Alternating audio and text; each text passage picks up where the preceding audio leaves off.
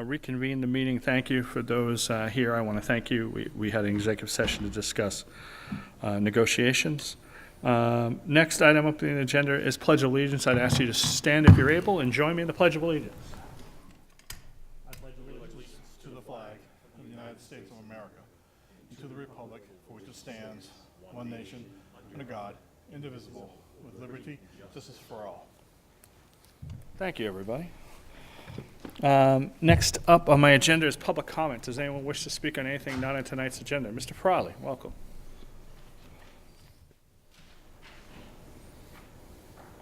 Good evening. Good evening, Mr. Frawley. My name is Alan Frawley. I live at 719 Plymouth Street. I have 2 children in the school system.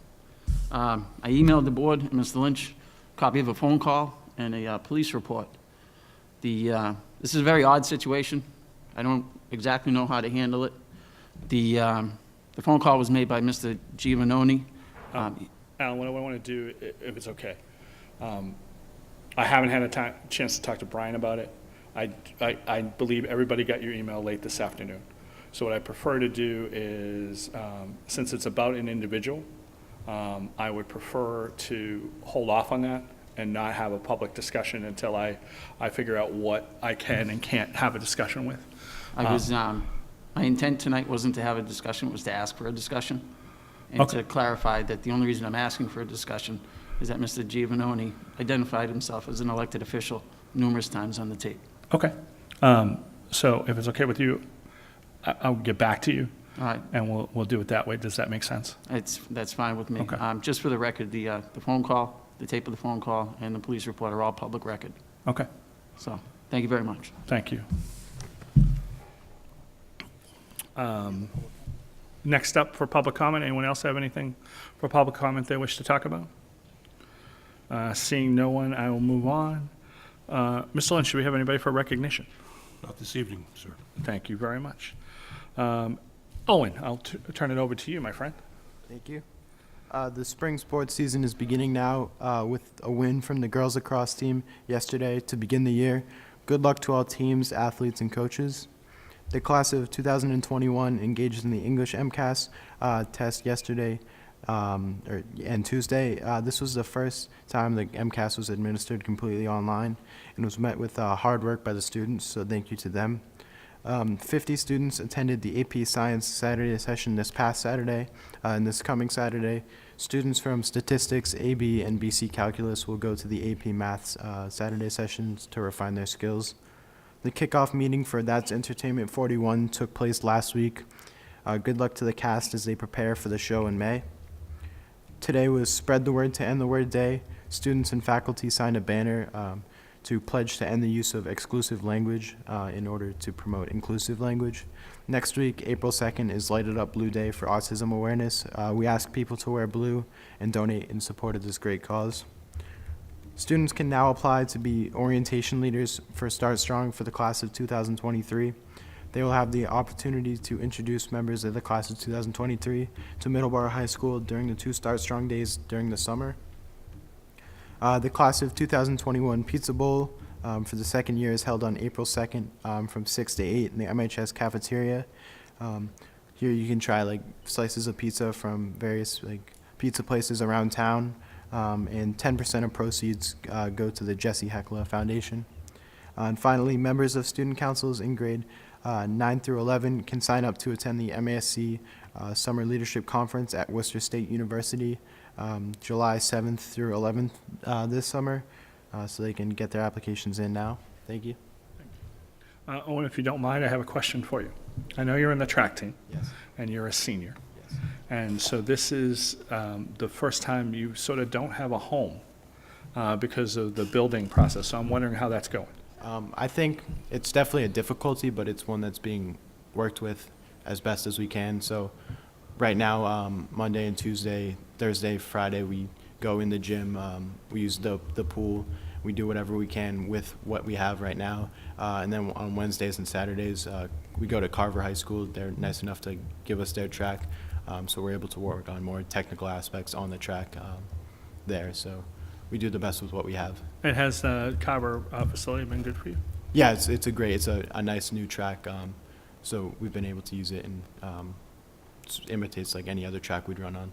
Thank you. Thank you. And thank you to Carver for their help in this process. Absolutely. I know that, Mr. Chair, through you, the athletic directors work together on that, and I know that the athletic director has addressed with the town of Carver what they're going to be able to do, the times they're going to be able to use it, which is just awesome, and we appreciate all of the cooperation from all of those folks that are allowing us to use space. Obviously, the park department's a little bit of a different thing, but it certainly is something that's an agreement that we're using and we're utilizing. And we also utilize Camp Avoda tennis courts. We have for the last couple of years. So there are a number of arrangements that we've been able to make that are part of this phasing process as we build for the future. And we certainly appreciate, as I tweeted out the other night, we certainly appreciate the student athletes and the coaches at Middleborough High School for their flexibility, that they are basically forced to demonstrate, but they're doing a great job with it. And we appreciate all of those folks who have become our partners, and we certainly thank them for that. So. And plus, if you set a record, I think you get to set the Middleborough and Carver record at the same time.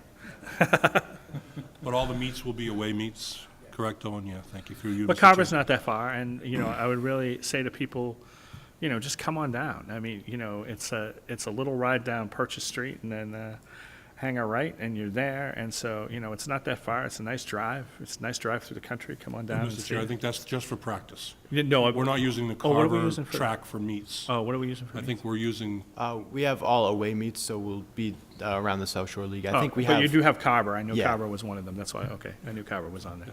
So, Mr. Chair? Yes. Isn't Carver hosting the league meet too, I think, this year? This year, I think it's the first time, because they got that whole new track. yeah. Yeah.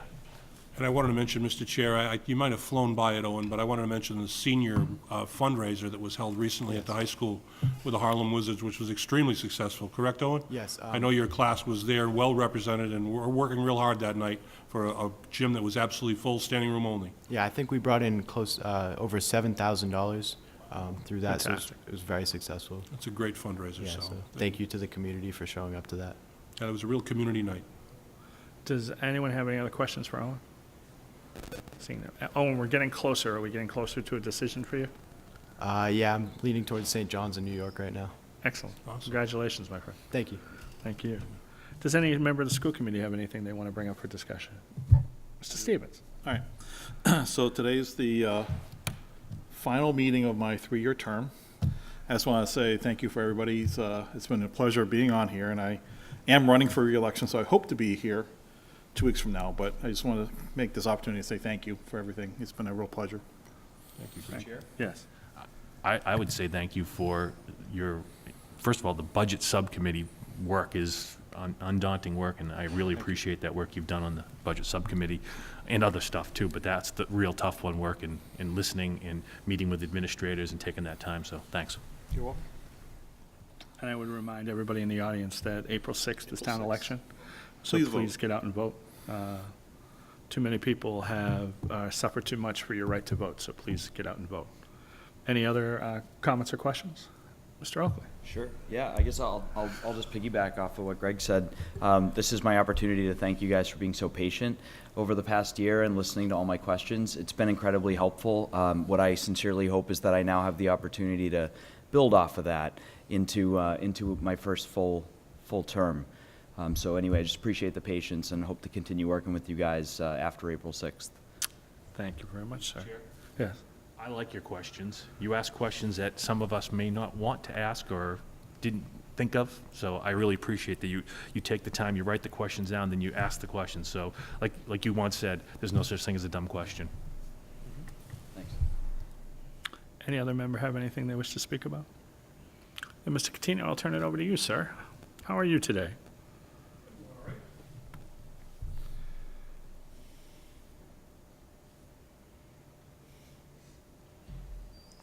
Good evening.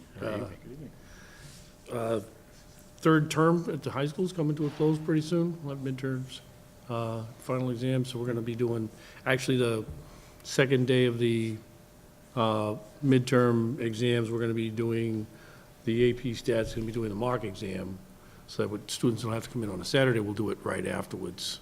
So they actually appreciate that because we were supposed to do it on the 6th, which would have been a difficulty for some because the band trip is is during that timeframe, so. And other than that, I don't have too much. Anyone have any questions for Mr. Catino? Well, thank you, Mr. Catino. We always enjoy your company here. All right, thank you. I forgot we should mention that band trip too. What was that? Go ahead. The bands are going on a trip to DC Oh. to compete. My daughter's going to be there. She's really looking forward to it. So we just wish all the band in the chorus, right? I think are going band chorus, the whole music program, the orchestra, Yeah. and they're competing against at least 4 of the schools. So good luck to everybody competing on the next trip That's fantastic. in DC. Yep. And I will turn it over to you. Thank you, Mr. Chair, members of the committee, members of the audience. I would invite Mr. Paul Brannigan down to the microphone.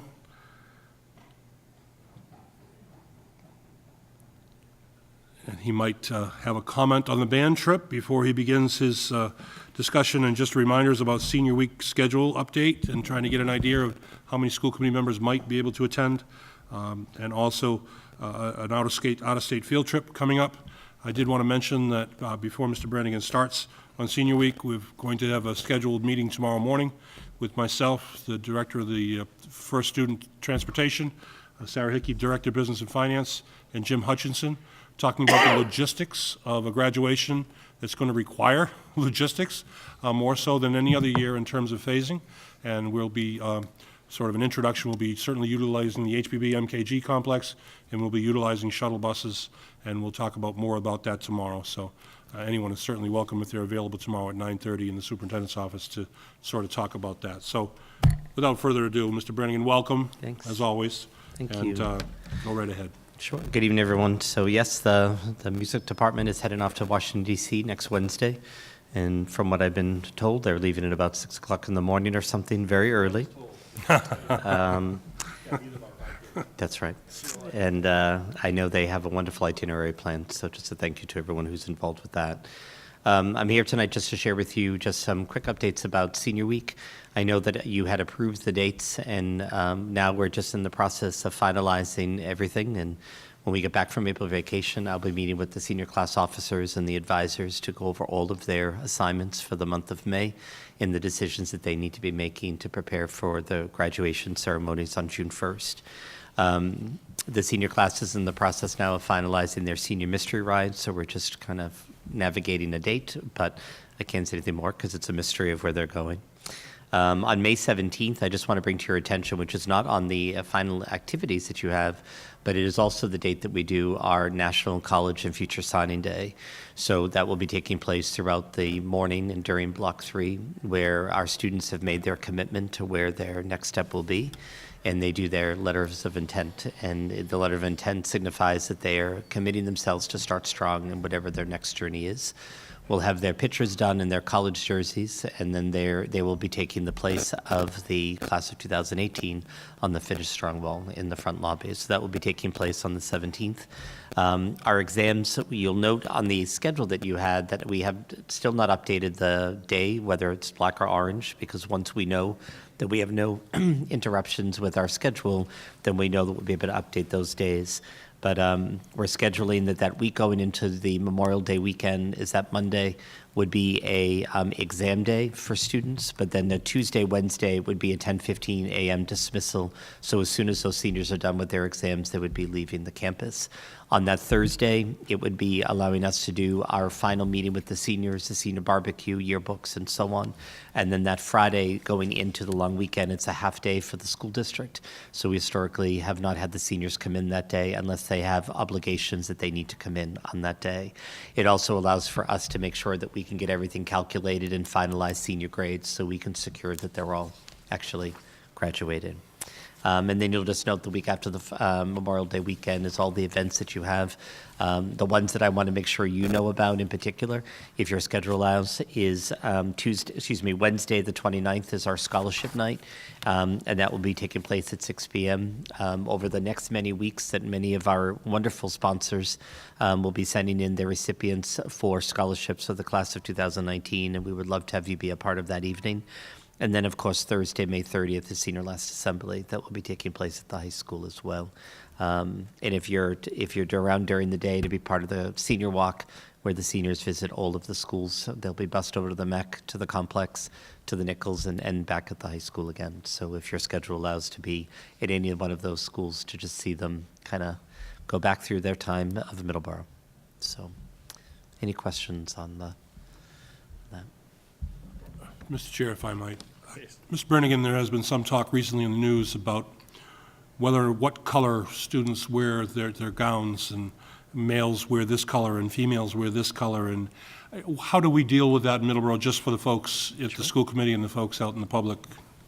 So our students were really committed in making sure that the black and the orange were still part of their ceremony.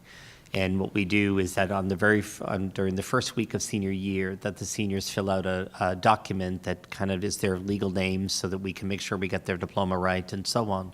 And they pick the color that they want to wear. So it can be black, it can be orange, it doesn't matter what color they would like. And then what we also do is we order extra gowns in all of the sizes. So a student who might have said they wanted to wear an orange gown in September might want to wear the black gown in June. And that's how we've just done it. So it doesn't matter what color students wear, but they were really committed to making sure that that black and the orange was still in part of the ceremony as well. Paul, can you talk a little bit about, especially for people who haven't gone through it before, about the extras they wear on their robes? Sure, absolutely. So all the regalia that the seniors can wear is things that are issued by the school. So over the next many weeks, so many of our seniors will be receiving their academic cords for the various honor societies that they are in, the National Honor Society, all of their athletic pins and so on that they would be able to wear. And we have an academic honor society night that takes place in May. And that is the night that the seniors will be receiving their academic cords, in some cases. We also have found that we do it too early. Sometimes they don't make it to graduation, and then we're scurrying trying to find them one. So when we give out their graduation gowns, we have everything organized for the honor societies that they were inducted into as maybe sophomores and juniors, and we'll have all of that. So by the time it gets for senior last assembly, they will have all of their materials on, unless it's something they've received at senior last assembly that they will add to their regalia. Also, they'll wear all their Finish Strong pins. So each year that once they're promoted into the next grade, they get the color pin of the one they just finished. So our ninth graders will receive their green pin on the first day of sophomore year. So for the students that have all four of their pins, they'll have all of those pins they'll wear on top of the other materials that they'll have as well. Thank you, Paul. You're Appreciate welcome. it. Other questions for Paul? We'll make it easy for you tonight, Paul. Nope, the next item is his also. He's Oh, going to talk okay. about an out-of-state field trip. It certainly is out of state. So we're really excited to share with you, and we hope that you will support. As you know, the history department at the high school has engaged in overseas travel with students for many years. And they have begun to do things on a bi-yearly basis. And this year, for the 2020 year, they're hoping to go back to Greece. And the trip that they've selected, which I'm very, very excited by for the students who would be participating, they have a comprehensive amount of time in Athens. And I know that when I used to do the trips, and I did Greece in particular, you always were struggling to get everything in that you wanted to do in Athens because you were off doing other places. But they'll be staying in Athens as their home base for the majority of the trip. But what I love about this trip is they're going off to the Greek islands, and you'll notice in the itinerary that they'll have a good 3 days kind of bouncing around to all the Greek islands and exploring that as well, and then heading back into Athens to head home. Again, we'll be using the company of EF Educational Tours with your approval. They have been our company for as long as I can remember, and they just do an outstanding job of working with the school, working with families in terms of the financial piece that the trip entails. The safety and security piece, I think, is outstanding with EF. And their monitoring of the world climate. So is that things, if something was to develop in a part of the world that a trip was going, they monitor it enough and then be able to change the destination so it doesn't take the students away from a trip. It will be, we're going somewhere else now instead. And they have been outstanding to work with. We're using EF this coming summer for the Ireland and Scotland trip that you approved a year ago. And we're really excited about the potential for the history department to head back to Greece in 2020 with your approval. Questions for Paul? Greg? I know we've talked about this before, I just want to refresh. These trips are pretty expensive. They are. Like, this is $41.25. What do they do to help fund that? And is there options if somebody's got financial difficulties, like how does that get handled? Yeah, so the reason why that we start it early, so early in terms of the approval to begin the work and marketing the trip, because what EF does with families is that they set up a payment plan for them. So what they do is they take the payments and they will create different payment plan options for families to be able to do it. So I know that doesn't kind of solve the problem for a student who can't do it. But for many of the trips, like for example, for Ireland and Scotland this year, that there's fundraisers that are happening all over the place. So we had a young lady who did a paint night to help raise some money for her trip to go. So there's things that even the delegation themselves that are going are oftentimes sometimes doing fundraising to help defer the cost for all the students who participate in that fundraiser as well.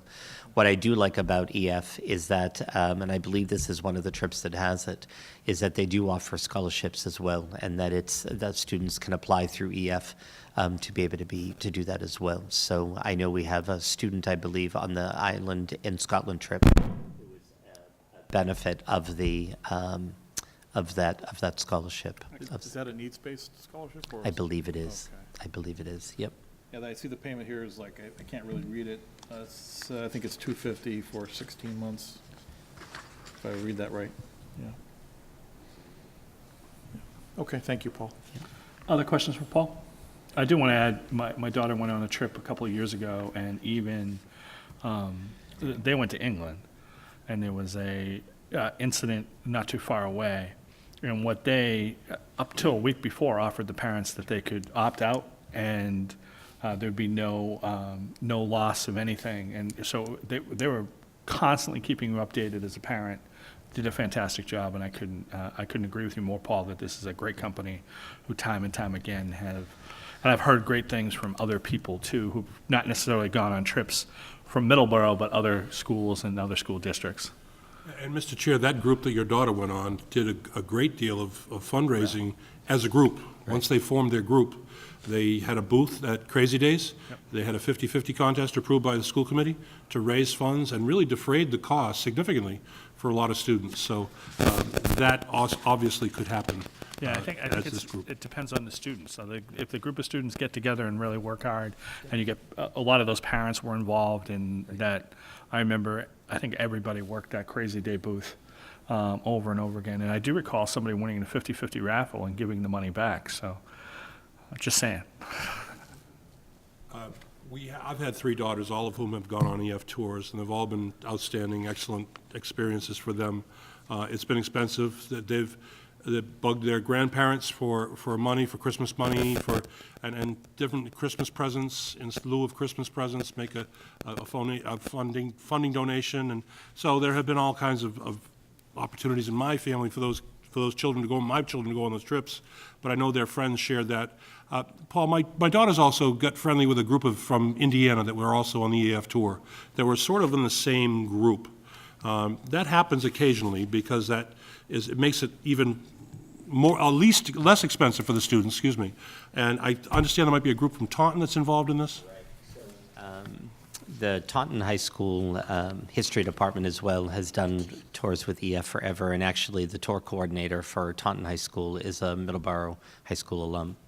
So the idea for this trip is that the Taunton group and the Middleborough group would be traveling at the same exact time, so they would actually join forces to do it. Because if you can fill a bus, it is significantly cheaper for the group to do it, and you also have your own bus. So when you don't have enough students, that's where they pair you. So that year that they traveled with Indiana, you get kind of put with another school, and sometimes that can be a wonderful experience, and in the case that year, it really was. In some years, it is not, and you sometimes have a school that has very, very different rules or very, very different expectations, and now you're all kind of spending an entire 10 days together. What I have really been impressed with EF, and especially with the chaperones that are doing it, is they really have vetted with EF of really what our expectations are. And what EF has done is they've then tried to match it with a school that actually has some mirrored expectations as well, which is good. Mr. Mr. Oak. I think, yeah, he was first. Greg was first. Whoever would like to go. Thank you. Through you, Mr. Chair. The school district I worked with has worked with EF for the past 15 years, and I'd just like the public to know that whatever what-if scenarios you can possibly think of, EF has covered because Rockland has gone through a couple of those what-if scenarios. And the ability, like, I love the fact that Middleborough works with this, this organization due to the fact that they do things, as, you know, the chairman stated, how they'll adjust trips with the latest news and things like that. So with EF, parents can go to their website and check out what they do and all the different policies they have and everything else, and research how EF actually does cover every possible what if there is out there. Mr. Oaks? Yeah, thank Mr. Chair. I was just wondering if there's a, it sounds like EF is an excellent company, but is there a sort of like bidding process that led to us choosing EF as a supplier, or? To be honest, no. It is just the company that we started using, and other companies will send advertisements and things, but it's just when you have a company that you feel very comfortable with and you know that you're getting an unbelievable experience for the amount of money that is being spent. And it is literally soup to nuts of every aspect of your travel, of what you're doing, and just the assurance of the comfort that you know that when you're going to these places, that the people who they're assigning to you, your tour guides, your bus drivers, the hotels, everything has been vetted by them. So, and the other thing is that they offer trainings to the advisors that go. So Mr. Burke, who actually is going to be the tour coordinator for Greece, actually was flown to Paris a few years ago by EF to actually go through formal training. So they really kind of cultivate relationships with schools to make sure the fact that it is something where when a school approves something like this, that they know that's a company that is really just quite reputable. Got it. I should also add, Rich, one thing I do want to mention was a couple of years ago, some school committee members had concerns about a particular trip. And EF sent a person out to us to sit with us and sort of answer all our questions about our concerns. And I thought that was helpful. And to be honest with you, we approved the trip almost immediately after because I think everyone was satisfied with the opinions that they gave and what we were looking for and things like that. I was just going to say that, Mr. Chair, because I was concerned, some of the security stuff, et cetera, that was going on. And when they came in, that my comfort level, I felt so much more comfortable when someone from EF, no offense to Paul, but someone from EF was sitting there and every question that we had, they answered, which was really, I really appreciated them coming in. I'd move that we approve this field trip for the 2020 Greece trip. Do I hear a second? Second. Discussion? I know other people had questions, so I just want to make sure your questions were answered beforehand. Seeing none, anybody in the audience have any questions? Seeing none, all those in favor say aye. Aye. Opposed? It's unanimous. Thank you very much. Thanks, Paul. Appreciate it. Thank you, everyone. Thank you, Mr. Gray. Next on my report, Mr. Chair, is Sarah Hickey, who is going to provide 3 updates. Last time we met, I presented you with the request for proposal for before and after school child care. I just wanted to give you a quick update on the process. That there's a lot of legal things that have to happen with the request for proposal. That has been advertised in the newspaper, posted to Combis, and in the Goods and Services Bulletin, and posted on the bulletin board in the school administration office. The RFP will be available to pick up at 9 o'clock in the morning on April 8th in the superintendent's office, and will be available on the school website. Any questions about the RFP? Okay. So I have for you a budget update for fiscal year 19. If you take a look, this is going to look similar to a slide that you saw earlier this year. This is that slide adjusted for the expenditures for this year, and then that large dark orange slice over on the side, the 37%, is the amount of the percent of the budget for fiscal year 19 that we still have to go through the end of June 30th. So the percentages going around all the sides for the different categories or the different cost centers, that's what has been spent. And then we have 37%. And I had included in the Dropbox all of the the details behind this. I didn't know if you had any questions about any of the things I gave to you to back this up, or if you have questions on the chart. Questions? Rich? See in there that the pupil personnel services budget is 93% spent. Now, is this just a situation where stuff will be moved to, because that sounds like if it's a linear thing, it sounds like we'll be out soon, at least in that budget, but does stuff just move to fill that spot, or? Yes. Okay, got it. All right, thank you. It's almost impossible to plan for the special education expenditures. You could do the very best projecting that is mathematically possible, and then a student could move to the district that has high needs with a big price tag, and all the careful planning and mathematical modeling in the world isn't going to help. Just to follow up, is this where that revolving account that we ask for at town meeting comes into play, or? It certainly, not to jump in, but he certainly would, Mr. Oakley, through you, Mr. Chair, it certainly would if we could fund that. So at some point, we'd like to fund that. I see. And begin that fund. Right now, it exists because we created it. And to spend out of that, it would have to be a decision by the selectmen and the school committee. Okay. But right now, it is created as a line item, and there's a revolving account for that, but we do not have any money in it. It's not funded. Got it. Yes. Dovetail, with that 93% number, I saw that, and I was wondering, the encumbrances, we've encumbered $500,000 in there. Does that kind of cover the ones that we know about till the end of the year? That's because it's encumbered? Yes. Okay, so Yes. we've already encumbered it, so that 93 covers us to the end of the year for the ones that we know about right now? Yes. Okay. It makes me feel better. So it's, Mr. Chair, through you, so it's not exactly linear per se, it's kind of front-loaded, and so it could actually stay just right here for the rest of the year, potentially, or? Okay. Potentially, As best but as you not can- very yeah. likely. Yeah, okay, thank you, appreciate that. Other questions? Anybody in the audience have questions? Seeing none, all those in favor? Oh, we don't have to, sorry. Yeah, don't need to. We don't So, have to prove it. Easy. so a in lot the there already. packet, also, I included the sheet for the transportation. So we, at our last meeting, I had talked about the foster care transportation. And if you look on the transportation page that I included, the foster care transportation was budgeted at $50,000 for this school year. We've spent $33,912, $24,200 has been encumbered, and the current balance in that account is $9,712. That account will go over, that will be spent. I'm planning on using money from the homeless transportation line right above it to cover those expenses and to cover some of the special needs expenses that are transportation expenses. But we should also point out, you've been invited by the state to participate in a discussion. That's the next one Yep, down. good. So, I think that's important.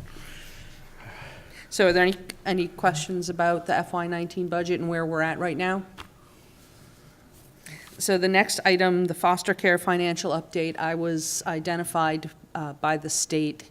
Our district was identified by the state as a district that could potentially have some benefits for reimbursements in foster care transportation, and I was invited to participate in a WebEx. I did that on Monday. I was online with members from the Department of Education, a private company that's conducting surveys for them, and a number of school business managers from around the state, and they were testing out some questions for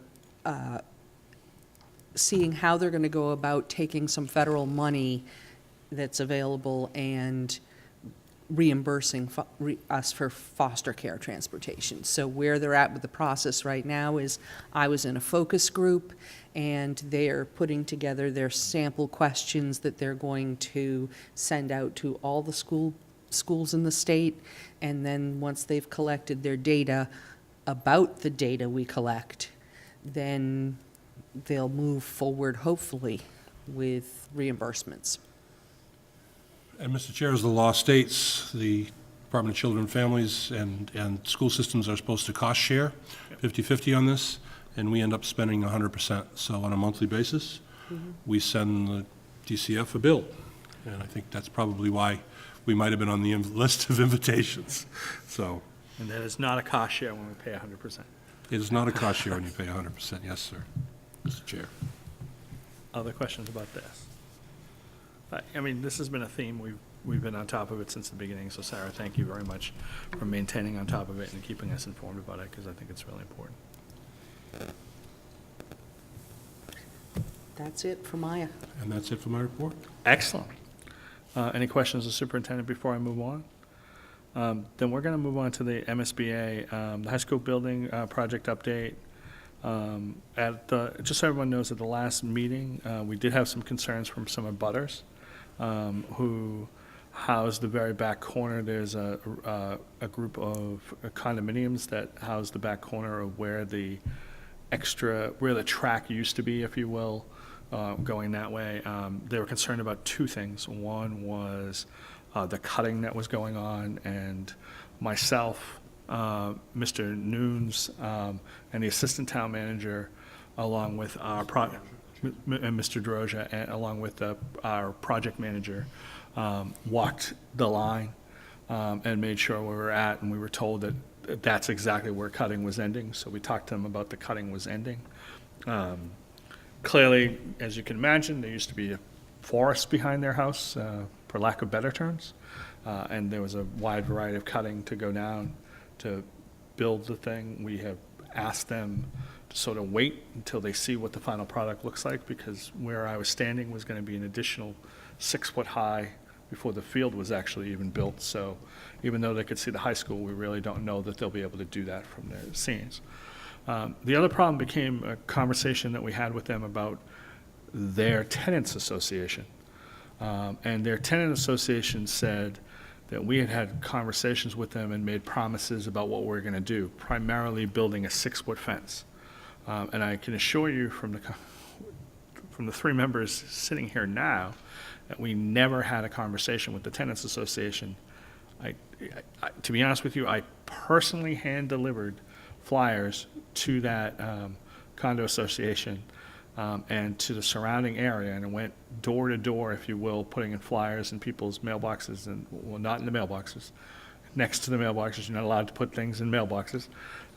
Put them out, inviting them to the various open houses we were having so they could be part of it. I also offered them my personal number, and they could call me because I wanted to go to their next tenants meeting, if you will, and meet with the management group and hear what they had to say, because again, they haven't had a conversation with us. And I know our project manager and her assistant were going to meet with the tenants association, so I haven't heard the results of that, but we're going to have conversations afterwards, and I'm still willing to go with the tenants, and they were given my contact information, so I would go, so. And Mr. Chair, there may be some confusion, and our project manager may have indicated there was some confusion as to where the idea of the fence came from that neighborhood association. And there's a feeling that perhaps that it was a discussion about the possible addition of a DPW facility in that 10-acre spot. Got it. And then they may have heard that in discussions with regard to the building of the DPW facility in that small plot. And that's may have been where that idea came from. So we're still trying to track down where they may have heard that, because clearly in that meeting, the building project meeting, those folks were convinced that they had heard it, and they had been communicated to that end from their association, Wood Street Association or something like that, so. Mr. Chair, Yeah. you and I were sitting there, and Rob DeRoche is the chair. We're looking at each other. I've missed a half a meeting in 4+ years of this. And, yeah, Brian hasn't missed any. Rich, I don't know, you've missed a couple, maybe if that, I think you were away on work. Right. But we're scratching our heads saying, none of us even recall it. There's no minutes that cover any of it, because I was going through minutes and stuff, trying to figure out if there was ever in a discussion. And that, what Brian, you just said, makes sense. to me, what might have happened, but there was no talk of that. And the other concern they had was the bus is coming in the entrance, and as I pointed out, it's in excess of 400 feet. Yeah, it's almost 500 between the back property line with all the woods to where the entrance, the back entrance where the buses will come in from Wood Street. In fact, it's cut already. It's actually open cut. You can see it, because I even drove it too, down to Leland Lane and back. So. And there'll also be a 60 to 75-foot buffer between any field that we have and that neighborhood. It doesn't look right now because, as you said, the forest is gone that was there, and that is a real shock to them, I'm sure, looking out their kitchen window and seeing the high school where they used to see beautiful woods. We certainly understand that, but it's also something that during that 60 feet, with the amount of white pine that's growing in that area, within a year or two, there might be some natural vegetation that creates a mini forest again. So they are neighbors, they are abutters. We're trying to be good neighbors to them, but also with the realization that we're building the future. And on a plus side, the trailer park that's next to the high school, those people were more than thrilled with the number of trees we took down, because a lot of those trees were old and sort of raggedy, and they had complained about them in the past. And so we were also allowed to go on their property and take some of the trees down at their behest while we were doing that. So we were taking care of stuff for them too, again, being good neighbors. And there will be a natural buffer that's created along that boundary line also with hemlock, et cetera, with trees that don't grow too tall so they don't pose a threat to either the high school parking lot land or the neighborhood park there. And isn't there a power line that goes down there too for them as well? So that's why we have to be careful with that growth, yeah.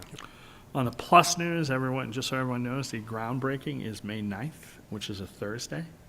The rain date is Friday, May 10th. And as the superintendent can attest, I did send a note to the project manager pointing out that 3 of my members were teachers and asking if we could hold it on a Saturday, and I was told no. So I did try to stand up for everybody, but again, I was told no. So because everybody else is around, so it has to be when everybody's in session, and that makes sense. The Fontaine brothers, who are our project General contractors, will be here at a meeting. We're still working out the dates. They'll also be at the Selectmen's for a meeting to introduce themselves and talk about the project, so we're very happy about that. Yes? What time do the groundbreaking, roughly? I think at 10 o'clock-ish. In the I morning? thought it was 1. 1 o'clock, sorry, I thought it was early. But we can Oh, no. confirm that for the next meeting, Yeah, Stevens. we'll confirm that. We'll send it out to everybody beforehand, so you have a half day. All right, well, that'd be cool, hopefully. And the last bit of news was that the building committee approved a webcam that'll go up in the back of the high school looking over the project, and it will be broadcast 24/7. And so people can see the project go up from beginning to end. Mr. Chair? Yes. Just in case, I would move that we also approve the webcam for the public viewing on the project. No problem. Do I hear a second? Discussion. And just so everyone knows, the only thing that we have to do, and the only thing that's delaying the webcam, aside from obviously buying the webcam, is that we have to do consent with the Fontaine brothers. And so they've done this in the past, so it's not been a problem. So, they just have to let their people know, be careful what you're doing out there. And Mr. Chair, my understanding is that there's going to be a sign posted on the trailer that when all the employees go in to check in the morning, they will have an indication on that smile, you're on candid camera, for lack of a better term, that it's being filmed. So, and there's this possibility, a proposal that we've talked about in the past and we may talk about again, that there be a second webcam that is focused on the field development, and that's a possibility also. So, but that's an additional $800 for the camera and about $15 a month for the website host piece. So. Greg, you had a question? I know that's another statement. I think they're taking still photos, right? Yeah. And they're going to do a time lapse and all And that stuff. there's a camera taking still photos for a day during the daytime hours and into the evening, early evening. And there's also, before they begin the morning and after the end of the day, and then 2 in the middle of the day. And then we also have a drone that is programmed to fly over a particular flight sort of area, It starts out at Wood Street and goes around, and if you've seen the video that's out, episode 1 is already out of Rob DeRozier at the site, the building site. I believe it was done on March 22nd, and it's a nice little film. If you go on Middleborough Education Television and tune into that, you'll be able to see that. I think it's about 5 minutes long or so, but it's informative, and those are going to happen once a month. So there'll be plenty of transparency, plenty of open sort of views as the project goes up. We've had a great deal of interest, great deal of traffic, a lot of traffic in and out of there on Saturday particularly, when work was still going on Saturday, and I believe they plan to work some this Saturday too, so. Mr. Oakley, did you have a question? Mr. Chair, I think Mr. Lynch answered my question already. So that video is something that the kids are working on, and as part of the MET. Yep, the TV Pro class. Yeah, great. Yeah, each of them is, I think they're doing an episode, each freshman, sophomore, junior, senior, and they go through the process under the supervision of the teacher, but they do some filming. Then they edit the film, and they put the film together, and then they interview. Rob DeRozier was the center of the interview this time. He's probably going to be the focal point moving forward, but there'll be guests. The Fontaines will be guests, and I think the Clerk of the Works will be guests, Compass Project Management will be guests. I'm sure that I may be a guest at one point, Rich may be a guest, members of the committee may be guests. So it's going to be one of those shows that's going to happen once a month during basically 24 months or so. So It's awesome. episode 01 is in the books, but 2 through 24 to follow and beyond perhaps. Great. I do want to take this time to thank the superintendent's office, because you may or may not know, but everybody who works on this project has to be Corey checked. And so the superintendent's office has been inundated with a large number of Corys that they are reviewing and processing. Every person who passes their Cory gets this little sticker on their hard hat, which shows that they are already approved for Cory, and they get past the gate. Other than that, they cannot. And so, like in most projects that we've done with, some people have been rejected by the superintendent, some people have been accepted. Most people have been accepted, I should say. And so I did want to note that, especially for the superintendent and Ann, it's a lot more work. So we thank them for that. Thank you. Any other questions about MSBA? If no one objects for the consent. Oh, yeah, sorry, you're right, absolutely right, you went to do the webcam. So, motion and a second to do the webcam. Any discussion? Hearing none, anybody have any questions? Seeing none, all those in favor say aye. Aye. Opposed? It's unanimous. If no one objects, we sort of skipped over it, but we did check. I'll add the executive session meeting minutes for June 7th, 2018, July 26th, 2018, and September 27th, 2018 to the consent agenda if no one objects, because, and October 25th, because none of those have anything that we, Chair, Yeah. I would move that we approve those 4 executive session minutes before the consent. that's fine. Do I hear a second? Discussion? Hearing none, all those in favor say aye. Aye. Opposed? Mr. Chair, Unanimous, yeah. I would move that we keep the June 7th, July 26th, September 27th, and October 25th, 2018 executive session minutes, executive session. They have content regarding negotiations, Right. et cetera, in there, so that's why I make this motion. Do I hear a second? Discussion? Hearing none, all those in favor say aye. Aye. Opposed? It's unanimous. Mr. Chair? Yes. I move that we approve the consent agenda this evening. Do I hear a second? Second. Discussion? Hearing none, all those in favor say aye. Aye. All those opposed? It's unanimous. Do we want to mention that date? We can, if you're going to play Uno, go right ahead. Yes, so one of the things we just approved is the Uno Dine-In, April 16th, 2019. I guess that's when, if you eat there, they give a percent, goes to the Yes. school. Yes. And do you know what Uno that is? No. I believe the closest Uno is probably in Randolph. Reno. Mr. Chair? The one by It's in Taunton. Taunton. It's the Taunton. Yeah. It's the Taunton. It's Taunton. down by So- Target and, If you want to support Home the Depot. Berkland School PTA, it's the Uno Dine-In, April 16th in Taunton. Right. 15 to 20%. 15 to 20%, that's I right. know she didn't mention the yoga. And that's for dine-in Go ahead. and takeout. We don't have the dates, so we'll go. There's no date. Next on the agenda is superintendent evaluation, so in everybody's packet, and I know you got a separate email from the superintendent. We have the actual program.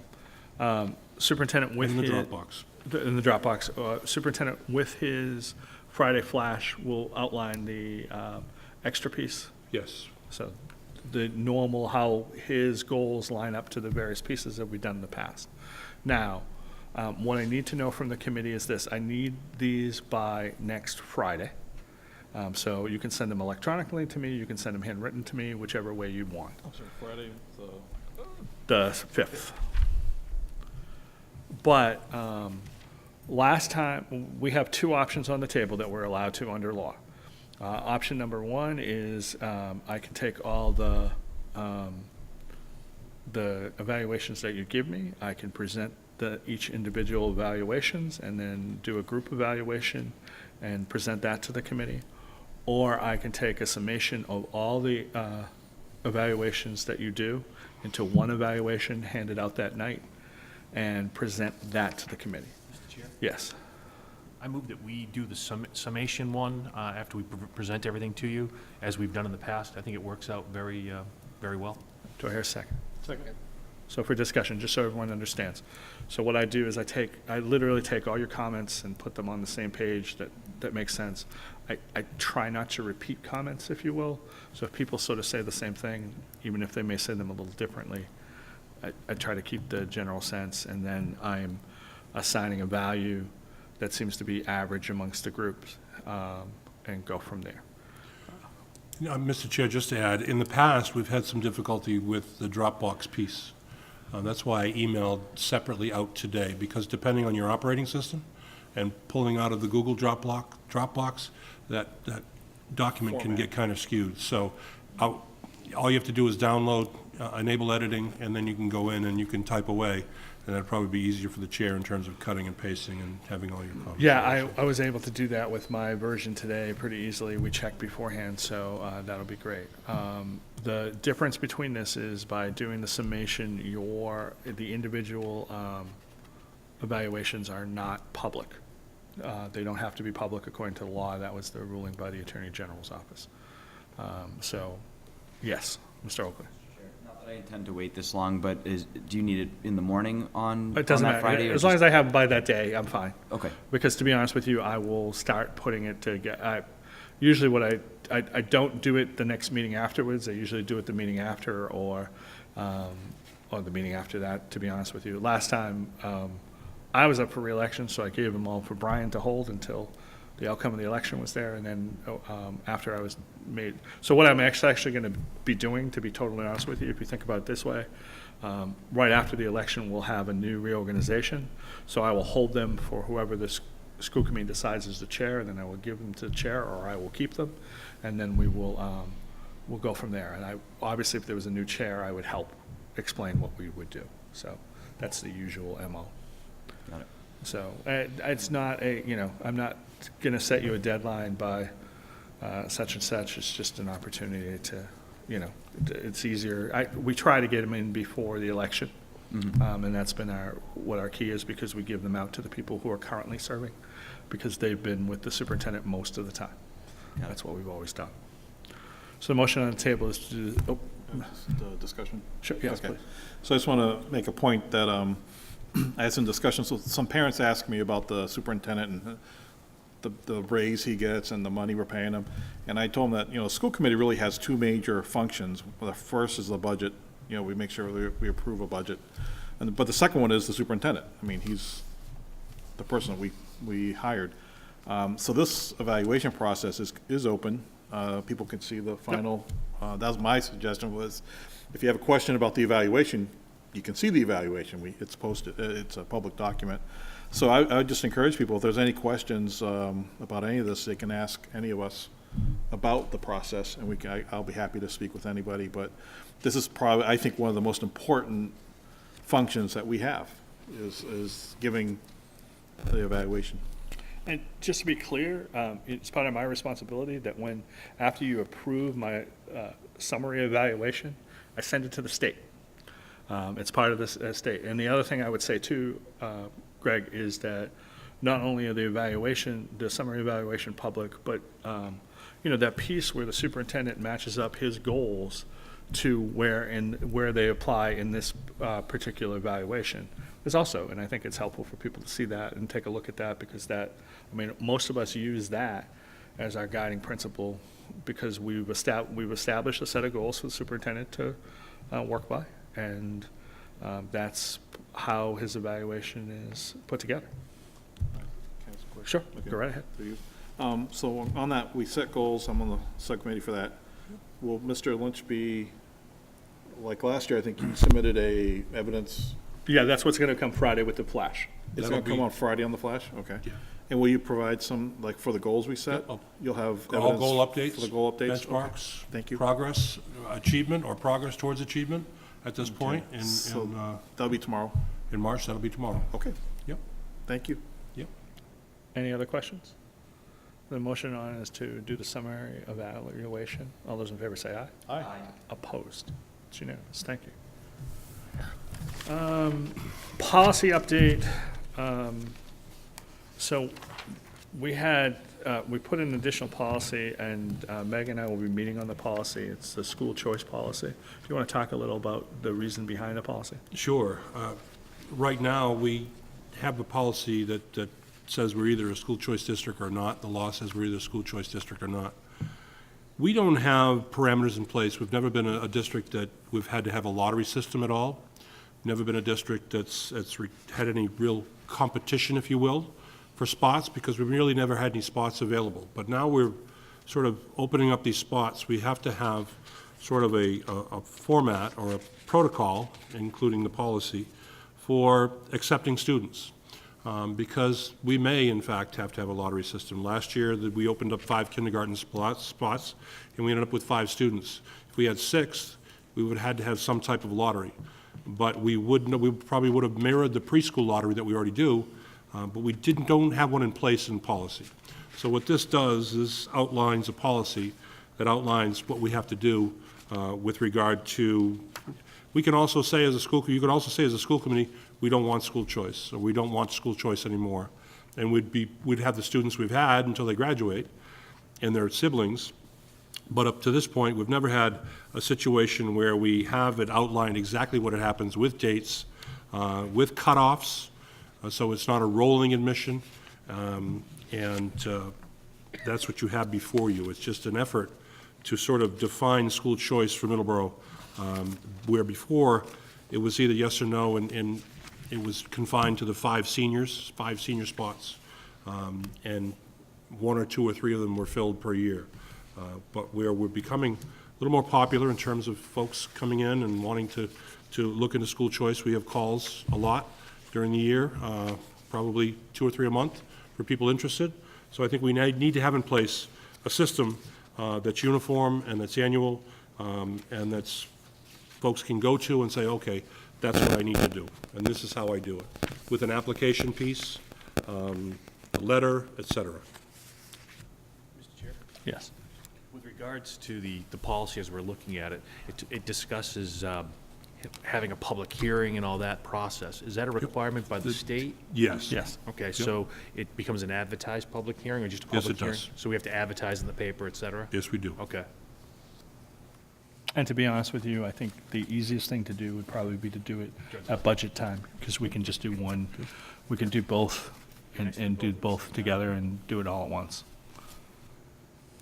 We could reaffirm participation, but then hold the number as, Right. by May 1st, we'll determine the spaces, the administration will determine the spaces at that point.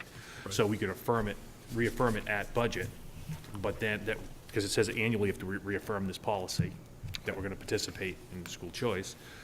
That would work out very well if we have the policy, this reaffirmation at the same time. So it's 2 birds with 1 stone.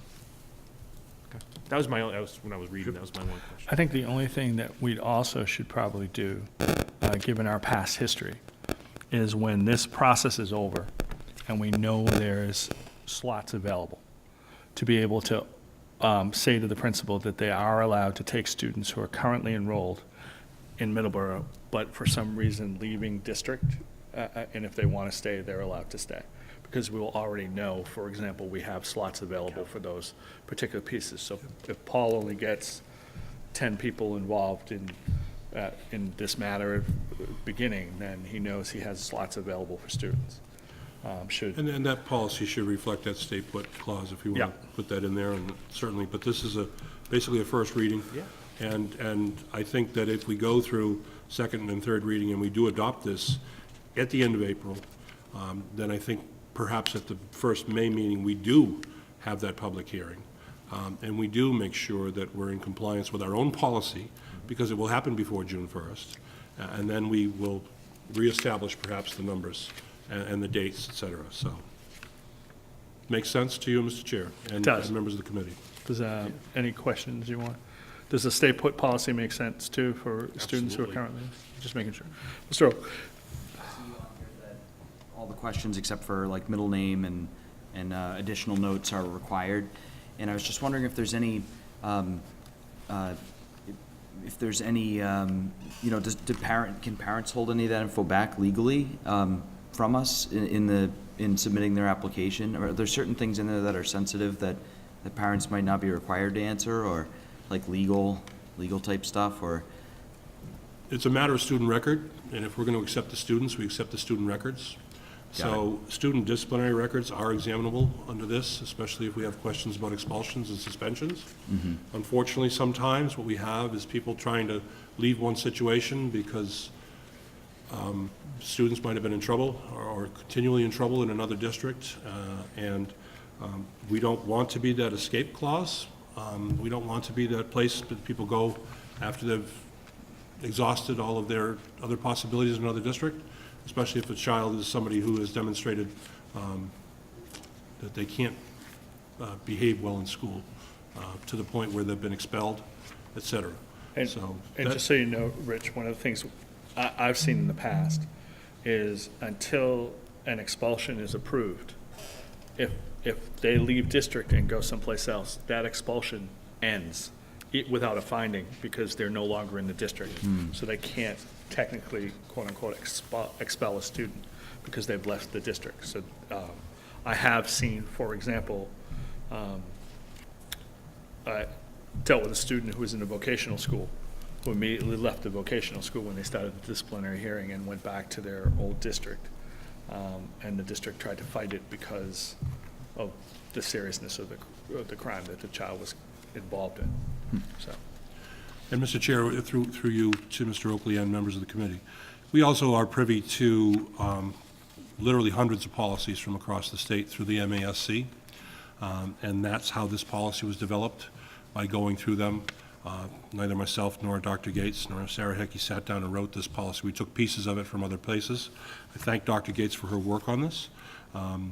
And I would tell you that at a different school district that I worked at, as a principal, we had to sign off that we reviewed the discipline policy, and that child was someone that was going to be allowed into our school district. So that's a piece we're looking at. This is in the hands of our attorney now also, we're vetting this through Stoneham, Chandler, and Miller in Boston, our attorney, Andrea Bell in particular, and she's working with us on this to make sure that everything we have in here is consistent with the law, which you'll notice the legal references are on the bottom of the policy.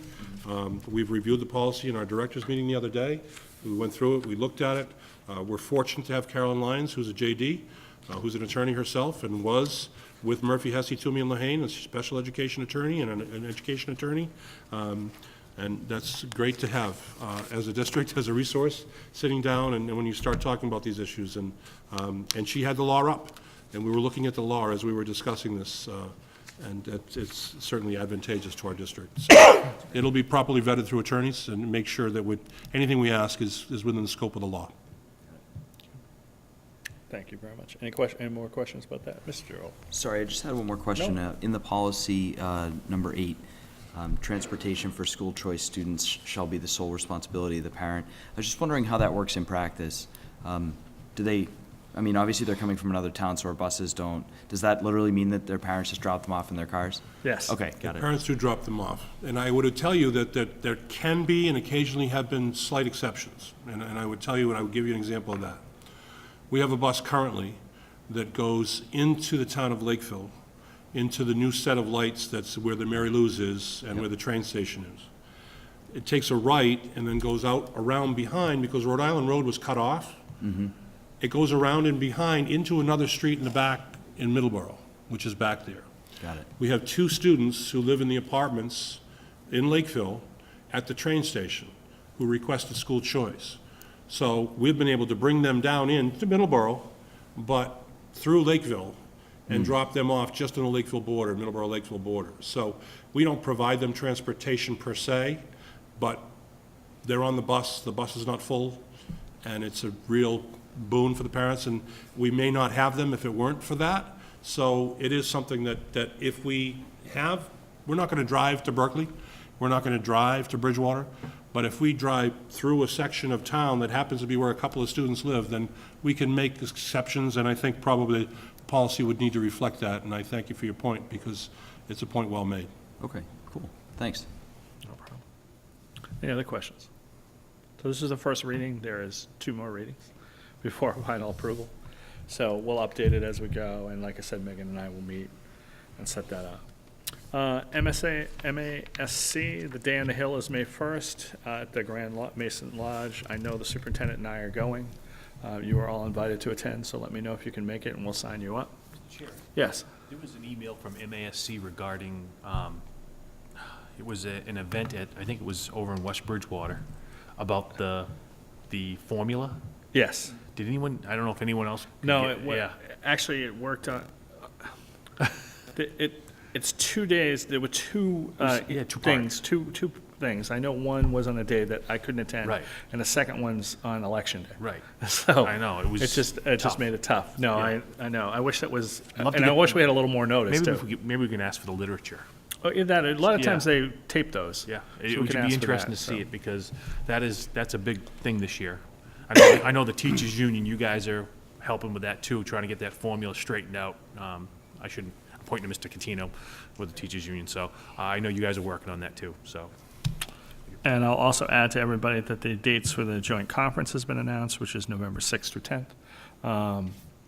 If you're interested in going to that, one of the good things about that is if you let us know, it's usually before July, there's a discounted rate. So it's helpful if people can let us know before then. I can't emphasize enough, it's a great conference, it's fun to go to. You get to meet like school committee members and superintendents, and we have a really good time there, so I would recommend it to everyone. For our action items, I have athletic surplus equipment.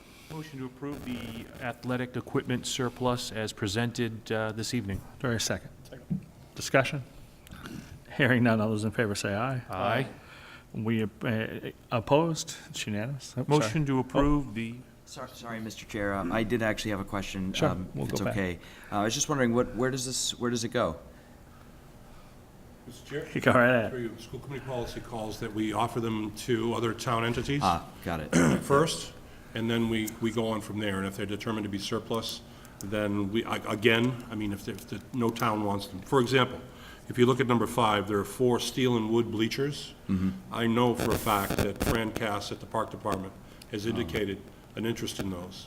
If he's willing to move them, which I know he is, I'm sure that when I send out the email tomorrow saying these have been declared surplus, I will call him ahead of time and say, throw your name in quickly because they're coming. Nobody else in town's going to want them, really.